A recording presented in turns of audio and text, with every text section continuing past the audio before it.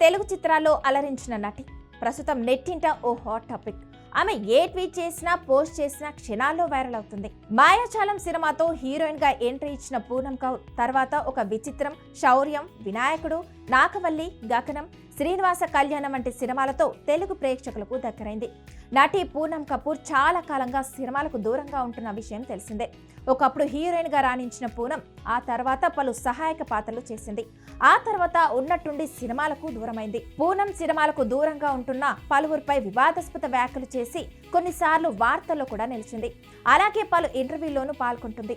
ఇటీవల ఆమె ఓ ఇంటర్వ్యూలో తన జీవితంలోని వివిధ కోణాలను, ఎదురైన కఠినమైన సంఘటనలను పంచుకుంది. తాను కేవలం హోమ్ మేకర్ గా ఉంటూ సామాజిక సేవ చేయాలనుకుంటున్నానని, తన ఆశయాలను ఇతరులు అపహాస్యం చేయడం పట్ల తీవ్ర ఆవేదన వ్యక్తం చేసింది పూనం కపూర్. నువ్వు చనిపోతే ఒకరోజు వార్తగా మాత్రమే మిగులుతావని కొందరు కామెంట్ చేయడం బాధ కలిగించిందని ఆమె గుర్తు చేసుకున్నారు. అదేవిధంగా పూనం కౌర్ తన ప్రిన్సిపల్స్ ను ఎప్పుడూ రాజీ పడలేదని చెప్పారు. తనకు అల్లు అర్జున్ సినిమాకు మొదటి అవకాశం వచ్చినా తేజకి ఇచ్చిన మాట నిలబెట్టుకోవడానికి ప్రాధాన్యత ఇచ్చానని తెలిపింది. తాను 10వ తరగతిలో ఉన్నప్పుడు మొదటిసారి కెమెరా ముందుకు వచ్చానని తెలిపింది పూనం కౌర్.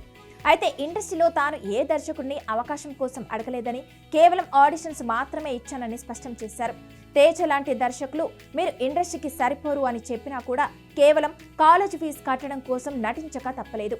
తన తండ్రి చిన్నతనంలోనే చనిపోయారని, ఒక కళాకారుణ్ణి రక్షించబోయి ప్రమాదంలో మరణించారని తెలిపింది. తనకు పెళ్లి చేసుకోవాలని, పిల్లలు ఉండాలని ఆశ ఉందని, అయితే నువ్వు ఇక్కడ సెట్ అవ్వవు వంటి మాటలు వినాల్సి వచ్చిందని పూనం కౌర్ పేర్కొన్నారు. తన తల్లి కూడా తన కారణంగానే రెండోసారి కన్నీళ్లు పెట్టుకుందని, కనీసం ఫోటోలు దిగడం అంటే ఇష్టం లేని కుటుంబం నుంచి సినీ పరిశ్రమకు రావడం చిన్న విషయం కాదని ఆమె చెప్పుకొచ్చింది. తనను సరైన హౌస్ వైఫ్ మెటీరియల్ గా వర్ణించడాన్ని ఆమె అంగీకరిస్తూ పరిశ్రమలో సర్దుకుపోలేకపోయానని చెప్పింది.